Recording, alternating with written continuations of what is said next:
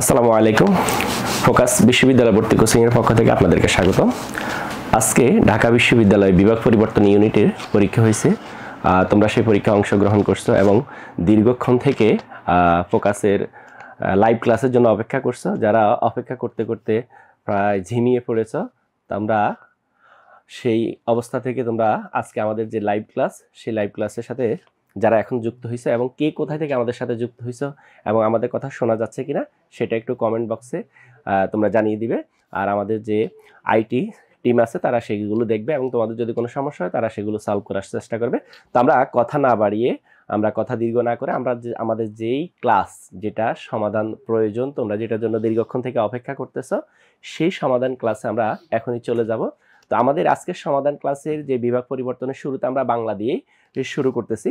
আজকের সমাধান যে বিভাগ পরিবর্তনের যে পরীক্ষা ছিল, সেখানে বাংলা যে প্রশ্ন আসছে, ঢাকা বিশ্ববিদ্যালয় তার গতানুগতিক নিয়মের বাহির থেকে কিন্তু প্রশ্ন করে নাই। প্রতি বছরের ন্যায় যেভাবে প্রশ্নের প্যাটার্ন থাকে, যে ধরনের প্রশ্ন আসা দরকার সেই ধরনের প্রশ্ন আসছে। প্রশ্ন অনেক সহজ ছিল, যারা ঠান্ডা মাথায় উত্তর করতে পারছো তোমাদের জন্য আসলে বিষয়টা অনেক কঠিন ছিল না। দুই একটা প্রশ্ন মাঝে মধ্যে ক্রিটিক্যাল থাকে, এটা একটু ঠান্ডা মাথায় উত্তর করলে তোমরা এখান থেকে প্রশ্ন আশা করি এখানে ভালো করার সুযোগ আছে। তো আমরা শুরুতে আমাদের যে আজকের যে বাংলা পরীক্ষার প্রশ্নগুলো আমরা দেখব, কোথা থেকে প্রশ্ন আসছে এবং কি ধরনের প্রশ্ন আসছে। তো শুরুতে আমরা 1 নম্বর প্রশ্ন যদি দেখি, সেটা হচ্ছে তোমাদের মুখস্থ অংশ থেকে আসছে। মুখস্থ অংশের মধ্যে এখানে যে প্রথমে হচ্ছে এক কথায় প্রকাশ, যেটা এক কথায় প্রকাশ থেকে আসছে। এক থেকে শুরু করে ক্রমাগত বাক্যের সংক্ষিপ্ত রূপ কি, এটা তোমাদের কাছে জানতে চাওয়া হয়েছে। তো এটা হচ্ছে মুখস্থ বিধি। এখানে দুইটা অপশন হওয়ার কখনোই সুযোগ নাই, সেটা হচ্ছে বি নাম্বার এবং দেখো দুইটা অপশন হওয়ার কোনো সুযোগ নাই, সেটা হচ্ছে বি এবং ডি। এই দুইটা হওয়ার কোনো সুযোগ নাই। কারণ হচ্ছে এখানে উত্তর হতে পারে হয়তো এ হবে অথবা সি হবে। তো আমরা যদি দুইটার বানানের দিকে তাকাই, তাহলে যদি আমরা দেখি, দেখো এখানে একাধিক ক্রমটা বানানটা ভুল আছে আর এখানে একাধিক ক্রমের বানানটা ঠিক আছে। তাহলে সঠিক অ্যান্সার কোনটা? সঠিক অ্যান্সার হচ্ছে সি নাম্বার অ্যান্সারটা হচ্ছে তোমাদের জন্য সঠিক অ্যান্সার। আর আশা করি তোমরা এই প্রশ্নের উত্তর করছো। আচ্ছা, তোমরা কে কোথায় থেকে আমাদের সাথে যুক্ত হয়েছে সেটা একটু কমেন্ট বক্সে দ্রুত জানিয়ে দাও। এরপরে দেখো, তাহলে আমাদের উত্তর কোনটা? উত্তর হচ্ছে আমাদের সি নাম্বার উত্তর, এখানে সঠিক অ্যান্সার। এরপরে আমাদের দ্বিতীয় প্রশ্নে কি আছে? দ্বিতীয় প্রশ্নে যদি আমরা তাকাই, এটা ফেব্রুয়ারি 1969 কবিতা থেকে আসছে, যেটার লেখক হচ্ছে শামসুর রাহমান। এখানে ফেব্রুয়ারি 1969 কবিতায় কমল, অর্থাৎ সাহিত্য অংশ থেকে আসছে। মূল বই থেকে আমাদের এই প্রশ্নটা আসছে, মূল বই থেকে আমাদের প্রশ্নটা আসছে। এখানে কমল বন কিসের? কমল বন শব্দের অর্থ হচ্ছে পদ্মবন। কমল বন শব্দের অর্থ হচ্ছে এই পদ্মবন। তো কমল বন কিসের প্রতীক? গণ অভ্যুত্থানের প্রতীক, মানবিকতার প্রতীক, মাতৃভাষা নাকি প্রকৃতি? তোমরা শব্দার্থ টিকা অবশ্যই অনেকে পড়ছো। তো শব্দার্থের মধ্যে টিকার মধ্যে এখানে কমল বন হচ্ছে মানবিকতা বা সত্য সুন্দর ন্যায়ের প্রতীক হিসাবে এখানে শব্দার্থ টিকার মধ্যে দেওয়া আছে। উত্তর হচ্ছে মানবিকতা। আর বাকি তিনটা অপশন হওয়ার কোনো সুযোগ নাই, বুঝতে পারছো? এটা কবিতার শব্দার্থ টিকা থেকে আসছে। এরপরে যদি আমরা তৃতীয় প্রশ্ন দেখি, এখানে বানানের নিয়ম থেকে, ব্যাকরণ থেকে আসছে। এই প্রশ্নটা কোথা থেকে আসছে? এই প্রশ্নটা ব্যাকরণ থেকে আসছে। এখানে আমরা যদি যে লবণ বানানের, এখানে লবণ বানানটা ভুল আছে, এখানে মূর্ধন্য হওয়ার কথা ছিল। ওই যে তোমরা স্বভাবত মূর্ধন্য যখন পড়ছো চাণক্য মাণিক্যগণ, ওইখানে লবণ বানানটা হচ্ছে কি মূর্ধন্য দিয়ে হবে। জিলাপির মধ্যে দীর্ঘিকার না হয়ে রস্যিকার হবে, তার মানে এটাও ভুল। এরপর হচ্ছে রানী, রস্যিকার দিয়ে, দাসী আবার দীর্ঘিকার দিয়ে, তার মানে এটাও ভুল। এরপরে হচ্ছে দেখো সি নাম্বার হচ্ছে নিঃশ্বাস, বুঝতে পারছো কিনা? নিঃশ্বাস, এখানে এটা হচ্ছে সঠিক অ্যান্সার, যদিও এখানে জিনিসটা ভুল আসছে, সেটা হচ্ছে নিঃশ্বাস। এখানে তালব্যস্ত নিচে এখানে এইভাবে ছিল প্রশ্ন, এখানে মিস্টেক হয়েছে বানানটা। এরপরে দেখো শিরশ্ছেদ, এটা ভুল। তোমাদের এখানে প্রশ্নে সি নাম্বারটা সঠিক ছিল। আর ব্যবসা, এখানে ব্যবসায় এখানে বয়ের সাথে আকার হবে, বুঝতে পারছো কিনা? ব্যবসায় এইভাবে হবে, বুঝতে পারছো কিনা? আর ব্যক্তির মধ্যে এখানে আকার হবে না, শুধু জফলা দিয়ে হবে, এইভাবে হবে, বুঝতে পারছো কিনা? তাহলে ডি নাম্বারও সঠিক না, সঠিক হচ্ছে কত নাম্বার? সি নাম্বারটা হচ্ছে আমাদের সঠিক অ্যান্সার। এরপরে যদি আমরা পরবর্তী প্রশ্নে চলে যাই, পরবর্তী প্রশ্নে যাওয়ার আগে দেখো এখানে কি আছে শোনেন। মিলিটারি যাদের ধরে মিছি মিছি ধরে না, রেইনকোট বলতে উক্তিটি কার? উক্তিটি হচ্ছে এটা আফাজ আহমেদের উক্তি। এটা নুরুল হুদা কল্পনা করতেছিল যখন সে রেইনকোট পরে রেডি হচ্ছিল, তখন যে মিলিটারি আসলে কাউকে গুজবের ভিত্তিতে ধরতেছে না, যাদেরকে ধরতেছে নির্দিষ্ট প্রমাণাদির মাধ্যমে এবং যারা ধ্বংসাত্মক কাজের সাথে, সাব সার্ভিস অ্যাক্টিভিটিসের সাথে যারা জড়িত, তাদেরকে মিলিটারি ধরতেছে। এটা আফাজ আহমেদের উক্তি, আর এটা গল্পের মধ্যে কল্পনায় বর্ণনা করছে নুরুল হুদা, বুঝতে পারছো কিনা? এরপরে দেখো, এরপরে প্রশ্ন হচ্ছে জিলাপি কোন ভাষা থেকে আগত শব্দ? এটা হচ্ছে হিন্দি ভাষা থেকে আসছে। ফরাসিও না, তুর্কিও না, জাপানিও না, হচ্ছে হিন্দি ভাষা থেকে আসছে। তাহলে আমরা দেখলাম জিলাপি শব্দটা কোথা থেকে আসছে? হিন্দি শব্দ থেকে আসছে। এটা আমরা জানছি। এরপরে দেখো আমরা 6 নম্বর প্রশ্নে কি আছে? নিচের কোন শব্দজোড় বিপরীত? নিচের কোন শব্দজোড় বিপরীত? এই প্রশ্নটা তোমাদের এখানে যদি আমরা যারা তোমরা পড়াশোনা করছো তোমাদের কাছে এটা একটু ক্রিটিক্যাল মনে হতে পারে। আসলে এখানে সঠিক অ্যান্সার নাই। যদি আমরা চিন্তা করি এখানে সঠিক অ্যান্সার নাই প্রশ্নের মধ্যে। এখানে নিরত শব্দের অর্থ বিরত, নিথর নিস্তর একই, সমর্থক, তট তীর, সমর্থক, বিরাগ, অবজ্ঞা, এগুলো অর্থাৎ সবগুলো অপশনে এখানে সমর্থক শব্দ। এখানে যে প্রশ্ন যে বলছে নিচের কোন শব্দ জোড়, অর্থাৎ একটা একটার বিপরীত হওয়ার কথা ছিল, কিন্তু এখানে বিপরীত না হয়ে সবগুলো অপশনে কিন্তু সমর্থক। কিন্তু আমরা তো বইয়ের রেফারেন্স কখনো অগ্রাহ্য করতে পারি না। নবম দশম শ্রেণীর বইয়ের 190 নম্বর পৃষ্ঠায় নিরত এবং বিরতকে বিপরীত হিসেবে দেখানো হয়েছে। নিরত এবং বিরতকে বিপরীত হিসেবে দেখানো হয়েছে। যদি আমরা সেই বইয়ের রেফারেন্স ধরি, যেহেতু এটা বোর্ড কর্তৃক নির্ধারিত, সেই বইয়ের রেফারেন্স ধরলে উত্তর হচ্ছে এ নাম্বার। বুঝতে পারছো কথা? এখানে কিন্তু আমি আগেই বলছি এখানে সঠিক অ্যান্সার নাই। যদি আমরা নবম দশম শ্রেণীর বইকে রেফারেন্স হিসেবে আমরা নিতে পারি তাহলে উত্তর হচ্ছে এই নাম্বারটা। এরপরে দেখো 7 নাম্বার আবিধানিক ক্রম। ঢাকা বিশ্ববিদ্যালয় এই আবিধানিক ক্রম থেকে রেগুলার প্রশ্ন করে। এখান থেকে প্রতি বছর প্রশ্ন বি ইউনিট, ডি ইউনিট, সব ইউনিটে মোটামুটি প্রশ্ন থাকে। তো আবিধানিক ক্রম থেকে প্রশ্ন এখানেও আসছে। তো এখানে যদি আমরা শুরুতে এই নম্বর অপশনে দেখো তাল তমাল, এখানে ত এর সাথে আকার আছে, এখানে অ আছে, তার মানে অ এরটা আগে থাকার কথা ছিল, আকারটা পিছনে যাওয়ার কথা ছিল, তার মানে এটা ভুল। এরপরে দেখো দ, এখানে যদি আমরা দ এর সাথে একার আছে, এখানে ওকার আছে, এখানে দ এর সাথে ব যুক্ত আছে, তার মানে দেশ পিছনে যাওয়া ছিল, দোকান আগে আসার কথা ছিল, তার মানে এটাও ভুল। এরপর দেখো আমরা যদি বাতাস, এরপরে বাতায়ন, বিদ্যুৎ, এইগুলো যদি দেখি তাহলে তোমাদের যে বাতায়ন, বিদ্যুৎ আগে থাকার কথা ছিল, বাতায়ন পিছনে যাওয়ার কথা ছিল, এটাও ভুল। আর সঠিক অ্যান্সার হচ্ছে লিখন, লিপি, লেখক। এটা হচ্ছে ক্রম অনুযায়ী ঠিক আছে, কারণ এখানে লরস্বীকার আছে আর লয়ের সাথে এইকার আছে, মানে ক্রমটা ঠিক আছে। ক্রমটা কি আছে? ক্রমটা ঠিক আছে, কিন্তু অন্যগুলোর ক্রম ঠিক নাই। তার মানে হচ্ছে লিখন, লিপি, লেখক, এটা হচ্ছে সঠিক অ্যান্সার। এটা হচ্ছে আমাদের সঠিক অ্যান্সার।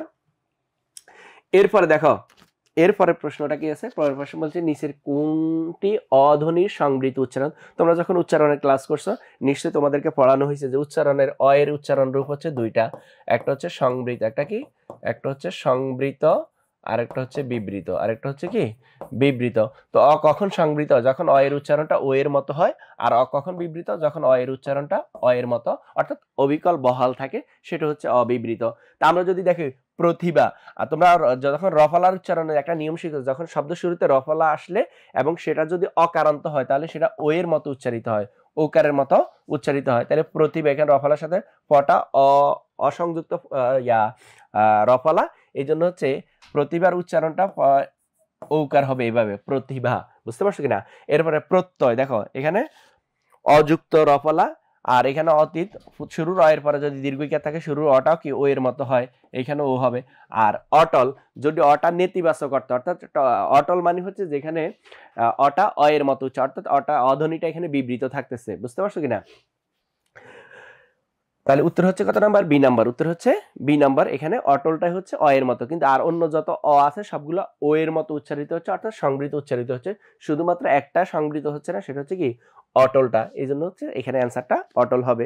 এরপরে দেখো কি আছে? এরপরে হচ্ছে তোমাদের প্রবাদ প্রবচন থেকে আসছে, অর্থাৎ এটাও মুখস্থ অংশ থেকে আসছে যে খাস তালুকের প্রজা, প্রবাদটির অর্থ হচ্ছে তোষামুদকারী, এটা হচ্ছে মোসাহেব। এরপর নিঃস্ব ব্যক্তি, সৎ ব্যক্তি, এটা বুঝাচ্ছে। এখানে অ্যান্সার হচ্ছে কত? এই নাম্বারটা, অনুগত ব্যক্তি, অর্থাৎ যে খুব হচ্ছে প্রজার অনুগত, প্রজারকে যে খুব অনুগত ব্যক্তি, রাজার অনুগত থাকে, তাকেই বলে খাস তালুকের প্রজা। তাহলে উত্তর হচ্ছে এই নাম্বারটা। এরপরে দেখো এরপরে কি আছে? এরপরে আছে আমার পথ প্রবন্ধ, অর্থাৎ কাজী নজরুল ইসলাম আমার পথ প্রবন্ধ থেকে আমাদের এই প্রশ্নটা আসছে, 10 নম্বর প্রশ্নটা। আমার পথ প্রবন্ধ অনুসারে সত্যকে কিসের মধ্যে পাওয়া যায়? এখানে লেখক একদম লাইনের মধ্যে উল্লেখ আছে ভুলের মধ্য দিয়ে তবে সত্যকে পাওয়া যায়, অর্থাৎ কেউ যদি ভুল করছে এটা ভুল স্বীকার করার মধ্য দিয়ে কি সত্যকে পাওয়া যায়। তাহলে কিভাবে? ভুলের মধ্য দিয়ে সত্যকে পাওয়া যায়। তো এখানে হচ্ছে যদি কিন্তু ছাড়া এই প্রশ্নের উত্তর করা যায়। যারা গল্পটা ভালোভাবে পড়ছে, যদি কিন্তু ছাড়া এই প্রশ্নের উত্তর এখানে করা যায়, কারণ অন্য তিনটা অপশন হওয়ার কোনো চান্স নাই। এরপরে দেখো এরপরে 11 নম্বর প্রশ্ন কি আছে? কোন শব্দটি উপসর্গ যোগে গঠিত নয়? কোন শব্দটি? দেখো উপদ্বীপ, আমরা যদি দ্বীপ দেখি তার আগে কি উপ আছে, উপটা উপসর্গ। এরপর দেখো আমরা যদি বেকার, দেখো কারের আগে বে, বুঝতে পারছো, এটাও কি উপসর্গ। এরপর দেখো এখন তোমাদের প্রশ্ন হতে পারে চারের আগে যে না আছে এটা কি উপসর্গ কিনা, না এটা উপসর্গ না, কিন্তু এটা উপসর্গ হচ্ছে এখানে তোমরা আরবি চারটা যে 6টা উপসর্গ আম খাস লাগর বাজে খয়, এই লা না মানে হচ্ছে লা, এই না মানে হচ্ছে কি না, অর্থাৎ লাচার মানে হচ্ছে নাচার থেকে, লাচার থেকে মূলত নাচার হচ্ছে, এই লাটা মূলত উপসর্গ, বুঝতে পারছো কিনা। তার মানে এই তিনটেই উপসর্গ জাতীয় শব্দ, কিন্তু এই যে পঙ্কজ এটা উপসর্গ জাতীয়, এটা হচ্ছে সমাস সাধিত, অর্থাৎ পঙ্কে জন্ম যা পদ্মফুল অর্থে, তার মানে এটাই হচ্ছে অ্যান্সার, এটা উপসর্গ জাতীয় শব্দ না, বাকি তিনটে হচ্ছে উপসর্গ জাতীয় শব্দ। এই জন্য পঙ্কজটা হচ্ছে সমাস সাধিত উপসর্গ, এই জন্য হচ্ছে তোমাদের যেখানে বলছে গঠিত নয়, গঠিত নয় কোনটি, সেটা হচ্ছে পঙ্কজ। এরপর আমাদের 12 নম্বর প্রশ্নে কি আছে দেখো, প্রমিত বাংলায় তাড়িত ধ্বনি কয়টি। তোমরা যারা হচ্ছে ধ্বনিবর্ণের অক্ষর তোমাদেরকে ক্লাসে বলে দেওয়া হয়েছে যে যে কোনো বিশ্ববিদ্যালয়ে দেখবে ধ্বনিবর্ণ অক্ষর থেকে প্রশ্ন থাকে, তো এখানে হচ্ছে একদম সিম্পল একটা প্রশ্ন হচ্ছে তাড়নজাত ধ্বনি। তাড়নজাত ধ্বনি হচ্ছে দুইটা, একটা হচ্ছে ডশিন্য র, ডশিন্য র, বুঝতে পারছো, এগুলো হচ্ছে দুইটা, তার মানে হচ্ছে শুরুতে যে এ নাম্বার অ্যান্সারটা, এটা যদি কিন্তু ছাড়া উত্তর করার মতো প্রশ্ন এখানে আসছে। এরপরে দেখো 13 নম্বর ফুটনোট পারিভাষিক, এটাও মুখস্থ অংশ থেকে আসছে। ফুটনোটের বাংলা পরিভাষা বাংলা প্রতিশব্দ কোনটি, এখানে পত্রবাহক, পত্রবাহক বা যাদেরকে আমরা পোস্ট মাস্টার ধরি আর কি, তারা হচ্ছে যারা পত্র পৌঁছিয়ে দেয়, এখানে এটার ইংরেজি হচ্ছে পোস্ট মাস্টার। এরপরে হচ্ছে পাদটিকা, এটাই হচ্ছে মূলত ফুটনোটের যে উত্তর, যেটা পাদটিকা আর কি। আর পদলেহন এর পদচিহ্ন, এরপরে হচ্ছে ফুট পয়েন্ট যেটা হচ্ছে পদচিহ্ন হিসেবে পদলেহন, এটা হয় না, ফুটনোট হচ্ছে পাদটিকা, বুঝতে পারছো কিনা, তাহলে অ্যান্সার হচ্ছে বি নাম্বারটা। এরপরে দেখো 14 নম্বর হচ্ছে তার পিঠে রক্ত যাবার মতো ক্ষত ছিল কারণ তিনি কিংবদন্তির কথা বলতেন, তিনি অনন্য সাফদের কথা বলতেন, তার করতলে ফলিমাটির সৌরভ ছিল, তিনি কৃতিদাস ছিলেন, কোনটা হবে। তোমরা যারা আবু জাফর ওবায়দুল্লাহ আমি কিংবদন্তির কথা কবিতাটা পড়ছো, তোমাদের এটা খুব ভালোভাবে জানার কথা। তার পিঠে রক্ত যাওয়া, অর্থাৎ আমাদের পূর্বপুরুষের পিঠে রক্ত যাবার মতো ক্ষত থাকার মূল কারণ হচ্ছে তারা কৃতদাস ছিল, তারা বিদেশি শক্তির কাছে বারবার নির্যাতিত নিষ্পেষিত হয়েছে, এই জন্য হচ্ছে বলতেছে তারা কৃতদাস ছিল, অর্থাৎ তারা বিদেশি শক্তির কাছে তারা বারবার নির্যাতিত নিষ্পেষিত হয়েছে বলে এই জন্য তারা মূলত তার পিঠে রক্ত যাবার মতো, অর্থাৎ আমাদের যে পূর্বপুরুষ তাদের পিঠে রক্ত যাবার মতো ক্ষত থাকার মূল কারণ হচ্ছে তারা ছিল কৃতদাস। তারা কি ছিল? কৃতদাস। কবিতার লাইন থেকে এখানে হুবহু তুলে দেওয়া হয়েছে, সাহিত্য অংশ থেকে প্রশ্নটা আসছে। এটাও কিন্তু যারা কবিতাটা একটু ভালোভাবে পড়ছে, যদি কিন্তু সারা প্রশ্ন করার উত্তর দেওয়ার এখানে অপশন দেওয়া হয়েছে। এরপরে দেখো 15 নম্বর সর্বশেষ প্রশ্নটা কি আছে, মানব কল্যাণ থেকে আবুল ফজলের, যে মানব কল্যাণ প্রবন্ধ অনুসারে মানব কল্যাণের পথে প্রধান অন্তরায় কোনটি। আমরা যারা গল্পটা পড়ছি সেখানে বলা হয়েছে যে বর্তমান এই সময়ে এসে মানব কল্যাণের যে সত্যিকার অর্থে যে মানব কল্যাণ, সেই মানব কল্যাণের অর্থে প্রধান অন্তরায় হচ্ছে এই যে রাষ্ট্র, জাতি, সম্প্রদায় এবং গোষ্ঠীগত চেতনা, অর্থাৎ এগুলো যদি সমাজে বিরাজমান থাকে, এগুলো যদি সমাজের মধ্যে থাকে, তাহলে সেখানে মানব কল্যাণ আসলে করা কখনো সম্ভব নয়। এই যে মানব কল্যাণ করতে হলে সবাইকে নিয়েই করতে হবে এবং সামগ্রিক রাষ্ট্রকে একত্রিত করে, অর্থাৎ কাউকে বিচ্ছিন্নভাবে, গোষ্ঠীগতভাবে, জাতিগতভাবে কখনো মানব কল্যাণ হয় না, মানব কল্যাণ সবাইকে নিয়েই করতে হয়। তাহলে অ্যান্সার হচ্ছে কথা 1 নম্বরটা, অন্যগুলো হওয়ার সুযোগ নাই। এদের দুস্থ অবহেলিত বস্তুরা, বিদেশে বিতাড়িত মানুষ, এরপর অনুগ্রহকারী অনুগ্রাহীদের ব্যবধান, মুক্ত বুদ্ধির অভাব, এগুলো না, মূলত হচ্ছে একদম গল্পের লাইন থেকে মূলত এই প্রশ্নটা তুলে দেওয়া হয়েছে। মানব কল্যাণের প্রধান অন্তরে হচ্ছে গোষ্ঠীগত চেতনা, রাষ্ট্র, জাতি, সম্প্রদায়, গোষ্ঠীগত বা গোষ্ঠীবদ্ধ, এখানে গল্পের মধ্যে লেখা আছে গোষ্ঠীবদ্ধ চেতনাকে বোঝানো হয়েছে। আশা করি তোমরা এই প্রশ্নগুলো ভালোভাবে অ্যান্সার করতে পারছো। তো আমাদের পরবর্তী সমাধান নিয়ে আসছে আমাদের ইংরেজির জনপ্রিয় স্যার, আমাদের জাহিনুর রহমান বিদ্যুৎ স্যার, এখন তোমাদের সাথে ইংরেজি বিষয় নিয়ে কথা বলবে। আমাদের বাংলা এখানেই শেষ, তোমরা পরবর্তী ক্লাসের জন্য রেডি হয়ে যাও। স্যার আসতেছে। আসসালামু আলাইকুম। আসসালামু আলাইকুম। প্রিয় শিক্ষার্থীরা, তোমরা একটু আগে বাংলার সমাধান পেলে। ইংলিশ প্রশ্নটা খুব মানসম্মত হয়েছে। এ যাবৎ ঢাবিতে বিগত কয়েক বছর যে কোশ্চেন হয়েছে তার মধ্যে আজকের এই ইউনিটের ইংলিশ অংশটা আমার কাছে খুব স্ট্যান্ডার্ড মনে হয়েছে। তো যাক, তোমরা সবাই আশা করি পরীক্ষা ভালো দিয়েছ এবং প্রত্যাশা থাকবে যে তোমরা এই 15টা কোশ্চেনই খুব ভালোভাবে বুঝতে পারবে। আমি প্রথমেই যাচ্ছি আজকের প্রথম কোশ্চেন। দেখো এখানে কোশ্চেন যেটা ছিল যে that's the man dash I spoke about the job. এখন এখানে হুম আছে বা হুইচ আছে, তো এটা একটা গ্রামাটিক্যাল কোশ্চেন, প্রোনাউন থেকে আসছে এটা। তো আমরা এক্ষেত্রে আসলে অনেক ক্ষেত্রে সাবজেক্ট ভার্ব কাউন্ট করে থাকি, যে that subject, is verb, I subject, spoke verb, তাহলে হুম হওয়ার কথা। এখন কোশ্চেন হলো ব্যক্তির ক্ষেত্রে হুম হতে পারে সমপরিমাণ সাবজেক্ট ভার্ব, বাট টু হুম কেন হলো? দেখো এখানে ভার্ব যেটা রয়েছে স্পিক বা স্পিকের পাস্ট স্পোক, এই স্পিক বা স্পোকের পরে একটা টু ছিল অ্যাপ্রোপ্রিয়েট প্রেপোজিশন। তো যেহেতু স্পোক বা স্পিকের পরে টু নাই, সেক্ষেত্রে নিয়ম হলো রিলেটিভ প্রোনাউনের পূর্বে ওই টুটা বসে যাবে। এ কারণে হুম না হয়ে এই উত্তরটা টু হুম হয়েছে। এটি কিন্তু ভর্তি পরীক্ষার কোশ্চেন ইতিপূর্বে আসছিল, অর্থাৎ প্রিভিয়াস ইয়ারের কোশ্চেন রিপিট হয়। ওকে, তো আশা করি তোমরা এটা বুঝতে পারছো। আমরা দ্বিতীয় কোশ্চেন দেখি। এটা একটা স্পেলিং আসছে, তবে বলেছে ইনকারেক্ট। অনেক ক্ষেত্রে ইনকারেক্ট থাকলে তোমরা সেটাকেও কারেক্ট ভাবো, এটা ভুল কোনটা এটা বলছে। তো আমরা ইনটক্সিকেট বা এই যে ওয়ার্ডগুলো দেখতেছি এখানে কোনো ভুল নাই, কিন্তু ইন্টারভেনশনে এস হবে না, হবে হলো টি, অর্থাৎ যেটা ভুল সেটা উত্তর। ইনকারেক্ট চাইছিল, কি চাইছে? ইনকারেক্ট। ওকে, তো আশা করি এটা তোমরা পারছো এবং খুব সহজ ছিল। মেডিটেশন যেটা ধ্যান আর কি, হ্যাঁ। তো অ্যাংজাইটি অর্থ উদ্বিগ্নতা, and dash state of calmness অর্থাৎ শান্ত, আমাদের শান্ত ভাব যেটা আমরা বলি কাম ডাউন, হ্যাঁ, কাম শান্ত হওয়া। তো মেডিটেশন ওয়ার্ডটা সাবজেক্ট, সাবজেক্টের পরে ভার্ব বসে, আবার এখানেও একটা ভার্ব আছে। তো মেডিটেশন কি করতেছে? আমাদের যে অ্যাংজাইটি উদ্বিগ্নতা এটা কমায়, এটা কমাতে পারে। আবার এই স্টেট অফ কামনেস, এবং সে কি করে একটা হচ্ছে প্রশান্তি নিয়ে আসে। এখানে কামনেস ধরো শান্তি প্রশান্তি, তাহলে মেডিটেশনের মাধ্যমে আমাদের উদ্বিগ্নতা বা অ্যাংজাইটি রিলিজেস হয়, এটা অর্থ বুঝতে হবে। মেডিটেশন অবশ্যই সিঙ্গুলার, ভার্বের সাথে এস বা ইয়েস হয়েছে, এবং কামনেস নিয়ে আসে, এটা ব্রিংস, ব্রিংস মানে আনে। অর্থাৎ মেডিটেশন কি করে? অ্যাংজাইটি দূর করে, অ্যাংজাইটি থেকে রিলিজ করে, এবং আমাদের একটি শান্তিপ্রিয় অবস্থান বা মনস্তাত্ত্বিক একটা শান্তির ব্যবস্থা করে। এ কারণে ব্রিং অর্থ আনা অর্থে আসছে। তো এখানেও কেন এস হয়েছে? কারণ এই মেডিটেশনটাই দুইটা ভার্বেরই সাবজেক্ট। সো এটা অর্থগত ব্যাপার ছিল। আশা করি তোমরা এটা বুঝতে পারছো যে রিলিজ, অ্যাংজাইটি থেকে রিলিজ পায় এবং একটা কামনেস ব্রিংস করে। ওকে,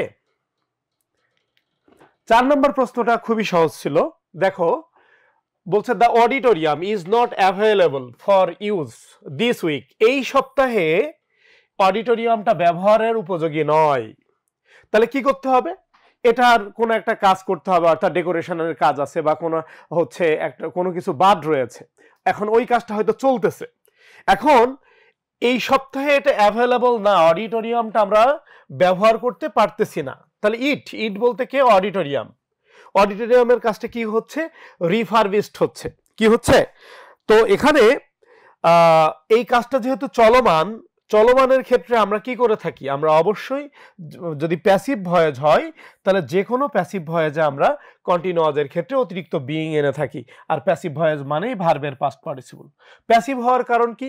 অডিটোরিয়াম কি নিজে নিজে কি রিফারবিশড করতে পারে? না, মানুষের দ্বারা হয়। অবশ্যই মানুষের দ্বারা হয়। অডিটোরিয়াম বস্তু সে নিজে নিজে এই কাজটা করতে পারে না। এ কারণেই এটা আমরা প্যাসিভ করেছি এবং এই কাজটা চলমান, এজন্য ইজ বিং রিফারবিশড হবে। তো আশা করি তোমরা এটা বুঝছো। এর পরের কোশ্চেন দেখো 5 নাম্বার। এটা ভোকাবুলারির কোশ্চেন, অর্থ বুঝতে হবে। দেখো প্যাথি মানে কিন্তু সহানুভূতি। খুব কমন একটা ওয়ার্ড আছে তোমাদের পরিচিত, সিমপ্যাথি। সিম মানে সহ, হ্যাঁ, রুট ওয়ার্ডস দিয়ে তোমরা অনেকে ভোকাব জানো বা শিখেছো, বা ফোকাস পরিবার তোমাদেরকে এ ব্যাপারে হেল্প করছে। প্যাথি মানে সহানুভূতি। তো প্যাথি মানে সহানুভূতি, প্যাথি মানে অনুভূতি, আর সিমপ্যাথি মানে সহানুভূতি। এখন তাহলে প্যাথেটিক, তো প্যাথেটিক ওয়ার্ডটা তাহলে অনুভূতি থেকে আসছে ইএম দ্বারা। এমপ্যাথেটিক অর্থ কি? সহানুভূতিমূলক, হ্যাঁ, যেটা হচ্ছে সহানুভূতিশীল। সহানুভূতিশীল অর্থে এমপ্যাথেটিক আসে। তাহলে প্যাথি থেকে এটা আসছে, প্যাথি ওয়ার্ডটা থেকে আসছে সহানুভূতিশীল। এখন যদি তুমি সহানুভূতিশীল হও তাহলে কি হবে? ইউ হ্যাভ দ্য অ্যাবিলিটি, তোমার সক্ষমতা থাকবে to understand the feelings of others, অন্যের ফিলিংস তুমি বুঝতে পারবা। তুমি যদি সহানুভূতিশীল হও তাহলে অন্যের ফিলিংস সম্পর্কে তোমার একটা আন্ডারস্ট্যান্ড করার মতো তোমার অ্যাবিলিটি বা সক্ষমতা তৈরি হবে। ওকে, বাকিগুলো হওয়ার সুযোগ নেই। এটা দেখো, ডিট্রিমেন্টাল মানে হচ্ছে ক্ষতিকর, ডিট্রিমেন্টাল মানে কি ক্ষতিকর। এখন এর অ্যান্টোনিম চাইছে, অর্থাৎ তাহলে ভালো কিছু হবে। এখন এখানে আছে বেনিফিশিয়াল, তো বেন মানে কিন্তু ভালো, বেন মানে কি ভালো, যেমন বেনিফিট মানে উপকার, বেনিফিশিয়াল উপকারী, বিনাইন মানে সদাই। তো বেন দ্বারা হলো ভালো বোঝায়, ডিট্রিমেন্টাল হলো ক্ষতিকর। তাহলে তাহলে বেনিফিশিয়াল, বেনিফিশিয়াল কি এটা হচ্ছে উপকার। তাহলে অ্যান্টোনিম হিসেবে অন্য উত্তরগুলো হওয়ার সুযোগ নেই, উত্তর হবে বেনিফিশিয়াল। আসো আমরা 7 নাম্বার দেখি। তো এটা তোমাদের সবার খুবই পরিচিত, যে তোমরা জানো উড ইউ মাইন্ডের পরে আরেকটি ভার্ব আসলে ভার্ব প্লাস আইএনজি হয়, এবং এটা আমরা একাডেমিতে বারবার দেখেছি, আমরা বিশ্ববিদ্যালয়ের অনেক কোশ্চেন দেখেছি যে উড ইউ মাইন্ডের পরে ভার্ব প্লাস কি হয় আইএনজি। তো যেহেতু এখানে আছে উড ইউ মাইন্ড ক্লোজিং, সুতরাং উত্তর হবে would you mind closing the door please, তুমি কি দরজাটা বন্ধ করবে। তো যাই হোক, এটা হচ্ছে খুব সহজ একটা টার্ম ছিল, তোমাদের খুব পরিচিত একটা টার্ম। এবার দেখো এন্টোমোলজিস্ট।